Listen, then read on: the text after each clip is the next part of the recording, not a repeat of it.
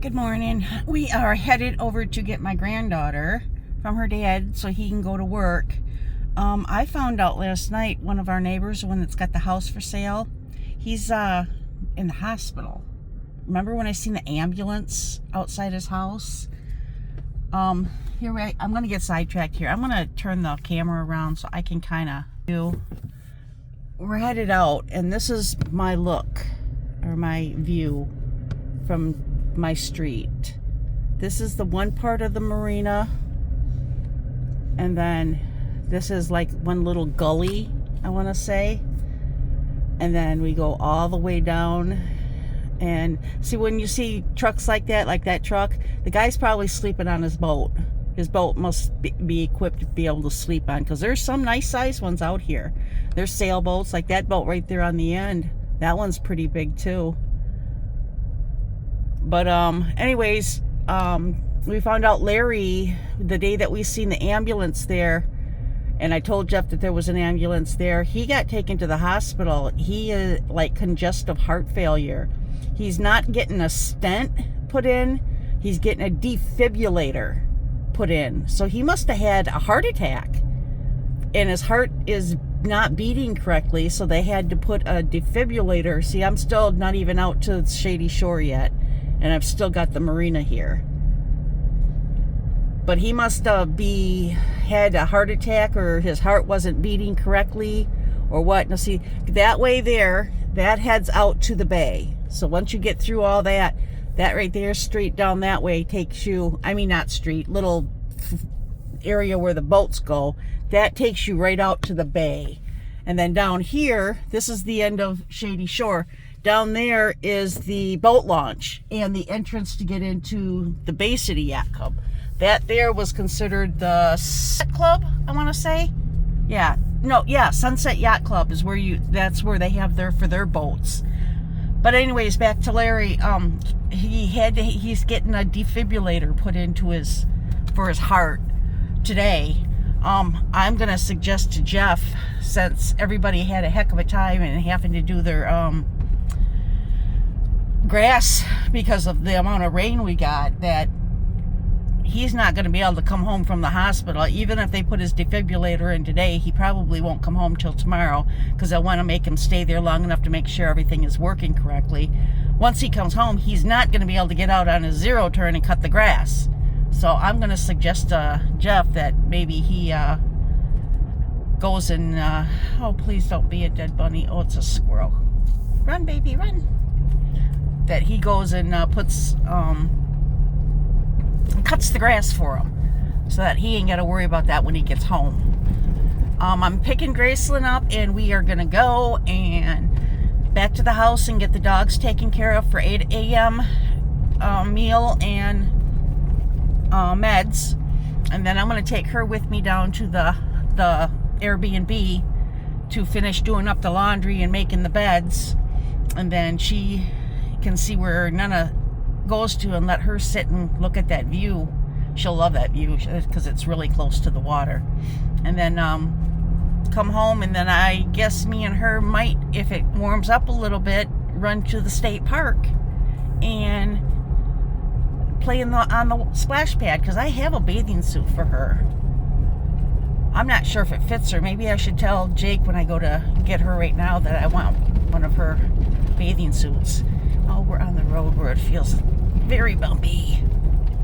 See, this one here I think handles the bumps better than my car. The truck does, and that's why sometimes I'll just stay on Shady Shore right to Patterson instead of getting off on the side street where it's smoother. There was something I was gonna say. I got a lot of suggestions for my lemons.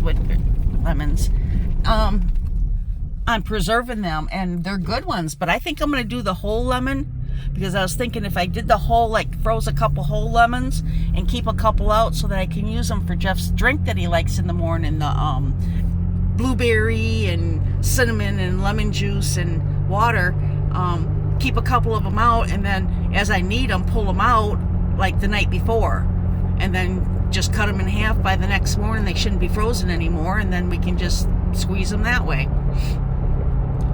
But I still want to get, I'm going to make a wish list. I want to get one of those mixers, hand mixers that you can flatten it out and it turns into like a, I want to say like a spatula type thing. Not a spatula. Oh, where you can clean the bowl and get every last bit of something good. It's a spatula. Yeah. Okay, so spatula. It turns from a mixer into a spatula. It just like folds flat or something. And then I've seen them. I don't know what they're called, and I'll have to find it. And then I want to get a lemon squeezer. I did pick up a garlic mincer thingy. You take the lid, you clean it off and get the little like cube of it, and you put it down and you just squish the thing. It's like my chomper, but it's this big. So it's big enough just to do a couple cloves of garlic, which is what I want to have that for. What else is there? There was something else I wanted to get too. I got the cheese grater and I got my chomper. I did get my one pan. I'm gonna have to look for another big pan for my canning when canning season starts. And I've told Jeff to look around if we see like deals on canning jars to get them. Because what I do is I always get all my jars together, all my pints and all my quarts, and I make sure they're all clean. I put everything through the dishwasher to sterilize them, and then once I got them all done, I'm like gung-ho to, okay, now we're gonna start our canning, and then I run out. I'll start something and I'll run out, and then I'll have to go buy more jars. And by then, by canning season, the jars are like $3 or $4 or $5 more. It's like bullshit. I ain't doing it then. I'm gonna do them when I can get them cheap. You know, every freaking store does it. Oh, it's canning season, let's jack the price up, because you know some idiot's going to start something, run out of canning jars and want some, so let's get every penny we can from them. I'm sorry, I'm not going to rant. I'm not going to do it. I can get worked up pretty easy. I think that's a Mahar trait, because my Aunt Lori can get worked up too. And Lori is my dad's sister. He's her half-sister. And she has more temperament of us than anything. I mean, my dad only had 4 daughters, and there's pictures of me and my sister, especially Vicky, sitting on a couch when we were real little. I want to say 4 and 5 maybe. And Lori showed me a picture of her and Pam sitting on a couch, same age. And I'd swear to God, if it wasn't for knowing that was her and Pam, I'd swear she was me or Vicky. That's how close she looks like us. And I also see Tanya in her too. When we'll be talking or something and she'll say something or make a facial expression, and I swear to God it's Tanya. And that's my baby sister. So it'll be interesting. I'd like to look for those pictures. I want to find them and then show her, send pictures to her and say, told you I found one. There's one where somebody hacked my hair and Vicky's hair, and I don't know who the hell did it, but they did it we were getting our pictures done at like Owen Mills. Does anybody remember Owen Mills? Owen Mills was a studio where you could take and get your pictures taken and family portraits, like have everybody in the family together, because we have done that. I mean, we've got whole family pictures together. I got one that, it's a bad one. I was young and dumb, and I ate a mushroom. I should say it like that. Young and dumb and ate a mushroom, and we were all getting ready and getting our hair done and getting our bestest outfit on to go get our picture taken. It'd be me and Vicky, Mary, and Tanya was just a baby, and then Mom and Dad. So we were getting our pictures taken, and I had this blue turtleneck thing on with like this blue vest and a blue skirt that went down past my knees, and I had a pair of boots on, and we were there, and I had my shirt like puffed up to my elbow, and I was looking at my arm, and Dad's sitting there, and he looks over and he's watching me stare at my arm, and he goes, do you have a flea on you or something? And I lifted up my head and I looked at him straight in the eye and I went, yes. And I dropped my head back down and I was actually staring at the hairs on my arms dancing, but he thought I had a flea on my arm. And he's like, well, kill it. And I'm like, I was so stoned. I can't believe I did that kind of stuff when I was younger, but it was hilarious. I was so stoned. Yeah, that's the kind of stuff I did when I was younger. Please don't think bad of me. I think everybody's, that sun is freaking bright as all hell. Everybody's done stuff like that. I hope. I hope I'm not the only one that has done stuff like that. But it was kind of funny. My dad was oblivious to that.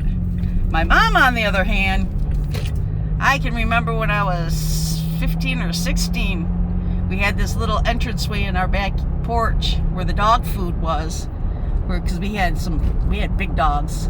Mom and Dad used to keep big dogs outside in a kennel and they'd get hay, and they had their own house, and we'd scoop out these big ass bowls of food for them, and had to take out gallon jugs of water.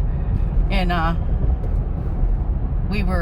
me and my friend across the street, I want to say Donna Sims, we were standing in that little entrance and we were smoking a joint. And that sun is freaking bright. Okay, we were smoking a joint, and there's like the window going out to that room was frosted where you couldn't see through it. But Mom had a curtain there anyhow, but right across the very bottom of it, there was like a little tiny spot that you could see through it. And my mom was in the house doing something, and for some reason she decided to go. She heard us out there. We laughed or giggled or something, and she leaned down and looked, and she seen me and Donna smoking a joint. And she bust the door open, and I thought, I about had a heart attack. I thought I was done for. I'm looking at her like I'm done. And she goes, what do you think you're doing? And we're like, smoke rolling out, nothing. And she's like, I'm about ready to wake your father up. Because my dad worked third shift. So he always slept during the day. And then he'd get up and be up all night and working. And then come home and he'd stay up to 6, 7 o'clock in the morning watching TV. And then that's when he went to bed, and he slept until 3, 4 o'clock in the afternoon. And then he would get up and eat something and do what needed to be done and then go to work. So he's in there sleeping, and me and Donna just got busted smoking a joint, and Mom's standing there. I should go wake your father up right now. And I'm thinking, oh man, I'm gonna get my ass beat. And I'm like, Mom, no Mom. She goes, well, there's one thing. And I'm like, what? Tell me what? She goes, let me hit it. And I looked over at Donna, and Donna looked at me, and we're like, here, take it. My mom hit that joint. She didn't hit it once, she hit it twice. And she goes like this, blows it out, and then she says, now hurry up, because I don't want the house stinking up. And turned around and walked away. I looked at Donna, and I'm like, put this shit out, let's get the hell out of here. We took off and went over to her house, because she lived directly across the street, and we could not get over the fact that we got busted smoking marijuana in the back porch. And then instead of getting our ass beat for it, instead of that, my mom hits it twice and then tells us to hurry up because she don't want the house stinking. And then she freaking comes in the house. It was like, my mom was not, I don't want to say a bad influence, but she was giving me, I used to steal her cigarettes because she smoked Pall Mall Gold. Ugh. But I used to steal her cigarettes when I was 12, 13, 14 years old. By the time I was 15 years old, she'd bum them from me. She'd be like, hey, you got a cigarette? I'm out. I don't feel like going to the store yet. Your dad's not up yet, and I want a cigarette. So you get a cigarette? And then I'd go get one for her. And then she'd look at it and she'd say, is this mine or yours? And I'd be like, it's mine. And she's like, okay. She'd sit and smoke the cigarette.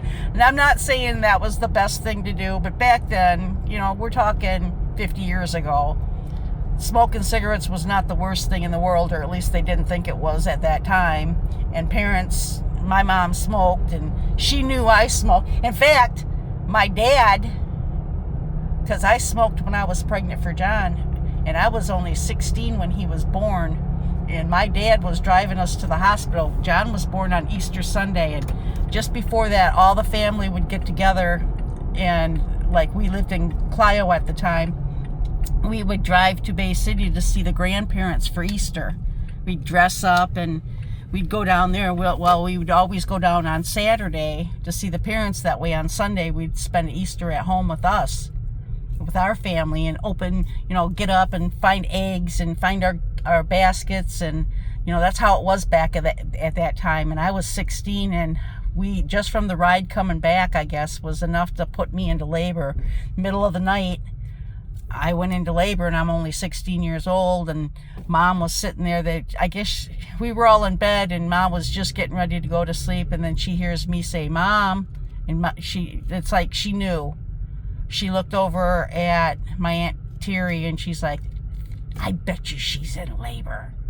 And sure enough, I was, and I had John on Easter morning. But when we were driving to the hospital in the van, Dad was driving, and I was having some pretty bad pains, and I said to Mom, "I want a cigarette." And she says, "Here." And she handed me her cigarette she was smoking. It was like half gone.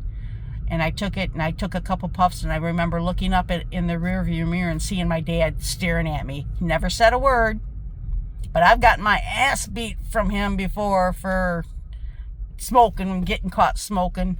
He even tried to kill me once. Well, he didn't know that that's what he was doing. He went and bought a pack of Pall Mall Reds, which are the ones with no filter on it, and I got caught smoking, and he told me I had to eat that pack of cigarettes.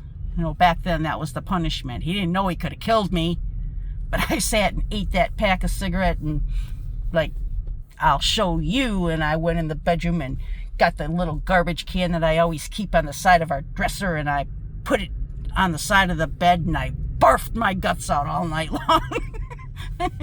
Which was a good thing I did that, because if I wouldn't have, I could have died. So I'm getting here to Jake's. Enough of the family nostalgia. I'm going to get my baby girl, and then we will be headed back to the house, take care of my puppies.